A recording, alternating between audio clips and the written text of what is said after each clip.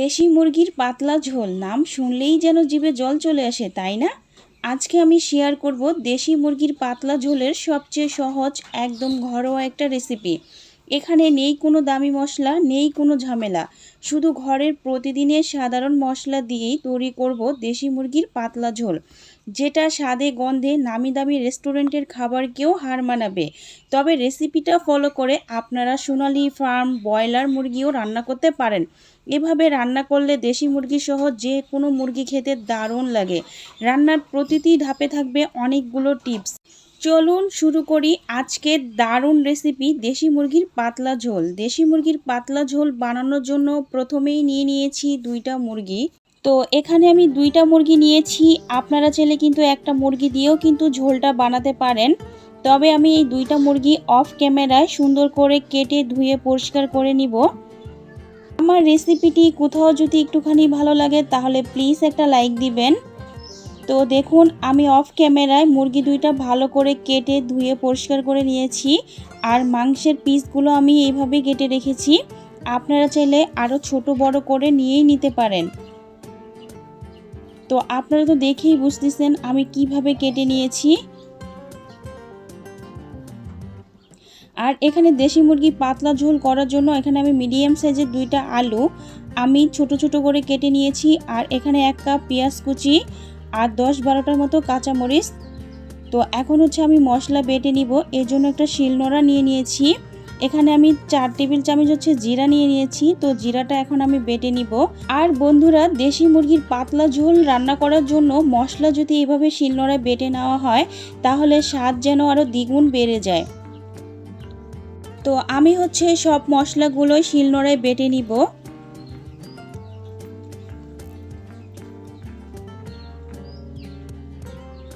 তো দেখুন মশলা কিন্তু বাটা হয়ে গিয়েছে, আমি এইভাবে বেটে নিয়েছি মিহি করে। এখন হচ্ছে আমি একটা বাটিতে তুলে নিব। তো এখন হচ্ছে আমি চুলায় একটা প্যান বসিয়ে দিয়েছি। তো প্যানটা যখন গরম হয়ে যাবে এখানে আমি সয়াবিন তেল দিয়ে দিব। তো তেলের পরিমাণটা একটু বেশি লাগবে। তো আমি যে আলুগুলো কেটে রেখেছিলাম আলুগুলো এখন আমি হালকা একটু ভেজে নিব। তো আপনারা যখন দেশি মুরগির পাতলা ঝোল রান্না করবেন আলুটা একটু ভেজে নেবেন, তাহলে কিন্তু খুবই সুন্দর হবে। এখানে আমি 1 টেবিল চামচ পরিমাণ মতো হচ্ছে লবণ দিয়ে দিলাম। আর লবণটা হচ্ছে আপনাদের পরিমাণ মতো দিবেন। আর এখানে সুন্দর একটা কালার আনার জন্য আমি 1/2 টেবিল চামচ পরিমাণ হচ্ছে হলুদ গুঁড়ো দিয়ে দিলাম। তো আলুটাকে আমি 4 থেকে 5 মিনিটের মতো ভেজে নিব।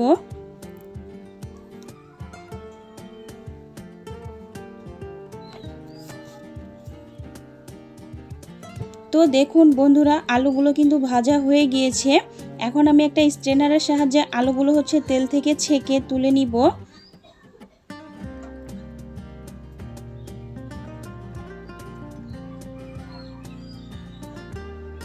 তো আমি এই তেলের ভিতরেই হচ্ছে এখন পেঁয়াজ কুচি দিয়ে দিব। তো দেশি মুরগি রান্না করার জন্য কিন্তু এখানে পেঁয়াজ কুচির পরিমাণটা একটু বেশিই লাগবে। তো এখানে আমি 1 কাপের মতো দিয়েছি। আর দিয়ে দিয়েছি মরিচ। তো এখন আমি এগুলো হালকা একটু ব্রাউন কালার করে ভেজে নিব।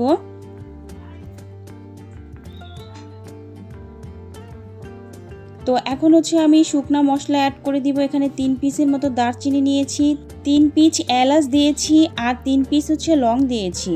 এখন আমি দারচিনি আর পেঁয়াজ এগুলো ভালো করে একটু ভেজে নিব।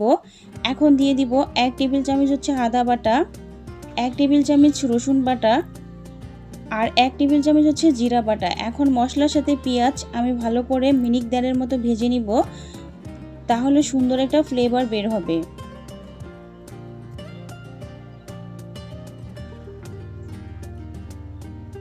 তো আপনারাও এইভাবে মশলা ভেজে নেবেন, তাহলে কিন্তু দেশি মুরগির পাতলা ঝোল কিন্তু খুবই সুন্দর হবে। এখন দিয়ে দিব এখানে আমি শুকনা মরিচ বেটে নিয়েছি শিলনোড়ায়, ওটা অ্যাড করে দিলাম। আর 2 টেবিল চামচ পরিমাণ মতো হচ্ছে হলুদ গুঁড়া আর স্বাদ মতো হচ্ছে লবণ অ্যাড করে দিলাম। এখন আমি মশলার সাথে এগুলো ভালো করে ভেজে নিব। আর এখানে কিন্তু শুকনো মরিচটা বেটে রান্না করলে কিন্তু তরকারির রং ও ফ্লেভার খুবই সুন্দর আসে। তো মশলাটা যখন ভাজা হয়ে যাবে এখানে হচ্ছে আমি পানি অ্যাড করে দিব। তো আপনারা মশলাটা একটু ভালো করে ভেজে নেবেন।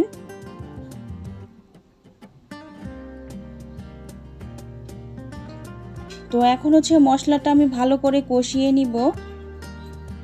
আর এটা দেখবেন কষাতে কষাতে মশলার গা থেকে কিন্তু তেল ছেড়ে দিবে, তখন বুঝতে হবে মশলাটা কষানো হয়ে গিয়েছে। আর এই মশলাটা আপনারা যখন কষাবেন এত সুন্দর একটা ফ্লেভার বের হবে। তো আমি আরও কিছুটা পরিমাণ পানি দিয়ে ভালো করে কষিয়ে নিচ্ছি। আর আপনারা যখন দেশি মুরগির পাতলা ঝোল রান্না করবেন অবশ্যই মশলাটাকে ভালো করে কষিয়ে নেবেন। আপনার কষানোর উপরেই কিন্তু ডিপেন্ড করে আপনার তরকারি কতটা টেস্ট হবে। তো মশলাটা হচ্ছে আমার কষানো হয়ে গিয়েছে। আমি যে মুরগি কেটে রেখেছিলাম তো মুরগিটা হচ্ছে আমি এখন অ্যাড করে দিলাম। এখন মশলার সাথে আর মুরগির সাথে ভালো করে নেড়েচেড়ে মিশিয়ে নিব। আর এই কাজটি কিন্তু একটু সময় নিয়ে করতে হবে, যেন মশলার প্রতিটি গায়ে গায়ে যেন মাংস ভিজে।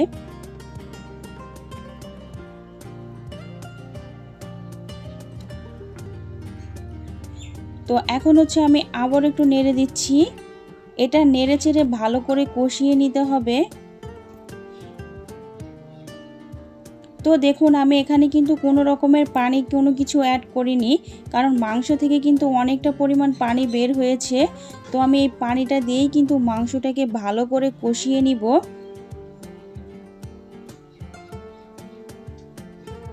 আমি চেষ্টা করেছি খুবই সহজ ও সিম্পলভাবে দেশি মুরগির পাতলা ঝোল রেসিপিটি শেয়ার করার জন্য। তো আমি যেভাবে রান্না করি আমি আপনাদের সাথে সেভাবেই তুলে ধরেছি। আমি কিন্তু একটু পর পর কিন্তু নেড়ে দিচ্ছি, না হলে নিচে কিন্তু লেগে যাবে। এখন আমি একটা ঢাকনা দিয়ে ঢেকে রেখে দিব 5 থেকে 6 মিনিটের জন্য। তো মাংসটাকে আমি ভালো করে কষিয়ে রান্না করব। তো 5 মিনিট পরে ফিরে আসলাম। এখন হচ্ছে মাংসটা আমি আবার একটু নেড়ে দিচ্ছি। তো দেখুন মাংসটা কিন্তু আমার কষানো হয়ে গিয়েছে। এখন হচ্ছে আমি মাংসের ভিতরে ঝোল অ্যাড করে দিব। তাই এখানে আমি কুসুম গরম পানি দিয়ে দিচ্ছি 2 কাপের মতো। আর আপনারা যে যেমন ঝোল রাখতে পছন্দ করেন সেভাবে দিয়ে দিবেন। তবে আজকে আমি তো বলেছি যে দেশি মুরগির পাতলা ঝোল রান্না করব, এজন্য ঝোলের পরিমাণটা একটু বেশি দিয়েছি। এখন হচ্ছে এখানে আমি অ্যাড করে দিব আলু যে ভেজে রেখেছিলাম আলুটা। তো আলুর সাথে আর মাংস আমি ভালো করে মিশিয়ে নিব। আপনারা তো দেখেই বুঝতেছেন কালারটা কতটা সুন্দর এসেছে, দেখলেই মনে চাইবে খাইতে। তাই বলছি আপনারাও এভাবে বাসায় ট্রাই করবেন, দেখবেন খুবই ভালো লাগবে। তো আমি একটা ঢাকনা দিয়ে ঢেকে রেখে দিয়েছিলাম 5 থেকে 6 মিনিটের জন্য। তো 5 মিনিট পরে আমি ফিরে আসলাম। এখন আমি আবার একটু নেড়ে চেড়ে দিচ্ছি। এখন আমি আবার একটা ঢাকনা দিয়ে ঢেকে রেখে দিলাম। আমি কিন্তু এভাবেই কিন্তু ঢাকনা দিয়ে ঢেকে নেড়ে চেড়ে ভালো করে দেশি মুরগির পাতলা ঝোল রান্নাটি কিন্তু করে নিচ্ছি। তো দেখুন আমার মাংসটা কিন্তু অনেকটা সুন্দর মতো সিদ্ধ হয়ে গিয়েছে, আর আলুটাও অনেকটা সুন্দর মতো সিদ্ধ হয়ে গিয়েছে। আমি আর 4 থেকে 5 মিনিটের মতো মাংসটাকে রান্না করে নিব, তাহলেই কিন্তু আমার মাংসটা খাওয়ার জন্য একদম রেডি। এখানে আমি 1 টেবিল চামচ হচ্ছে গরম মশলা বাটা অ্যাড করে দিলাম। তো এটা দিয়েও আমি ভালো করে মিশিয়ে নিব। আমার কিন্তু দেশি মুরগির পাতলা ঝোল রেসিপিটি কিন্তু শেষের দিকে। তো আমি আর 2-3 মিনিটের মতো রান্না করে নামিয়ে পরিবেশন করে নিব। তো দেখুন বন্ধুরা কতটা সুন্দর হয়েছে কালার, আপনারা দেখেই বলেন। আমি চেষ্টা করেছি একদম সহজভাবে সাধারণ ঘরোয়া উপকরণে এই রেসিপিটি তুলে ধরতে। নাড়তে নাড়তে দেখুন কতটা সুন্দর কালার হয়েছে। এটাই হচ্ছে দেশি মুরগির পাতলা ঝোলের পারফেক্ট কালার। চুলার আঁচটা বন্ধ করে একটা প্লেটে পরিবেশন করে দেখাচ্ছি। এই স্পেশাল দেশি মুরগির পাতলা ঝোল রেসিপিটি আপনাদের কাছে কেমন লাগলো কমেন্টে জানাতে ভুলবেন না। আমি চেষ্টা করেছি খুবই সহজ ও সিম্পলভাবে রেসিপিটি আপনাদের সাথে শেয়ার করতে। এবার এটা আপনারা গরম গরম ভাত, রুটি, পরোটা, নান সব কিছুর সাথেই কিন্তু পরিবেশন করতে পারেন। তো ভীষণ মজার দেশি মুরগির পাতলা ঝোলের সবচেয়ে সহজ একদম ঘরোয়া একটা রেসিপিটি তো আপনারা দেখিয়ে নিলেন।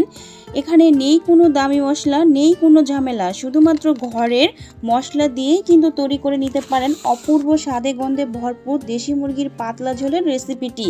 তো আজকের মতো এখানেই বিদায় নিচ্ছি, দেখা হবে পরবর্তী নতুন কোনো রেসিপিতে। আর যদি কোনো নতুন বন্ধু হয়ে থাকেন প্লিজ আমার চ্যানেলটি সাবস্ক্রাইব করে দিবেন, পাশে থাকা বেল আইকনটি প্রেস করে দিবেন। সবাই ভালো থাকবেন, সুস্থ থাকবেন আর আমার জন্য দোয়া করবেন। Thank you for watching my video. Okay, আল্লাহ হাফেজ, ধন্যবাদ।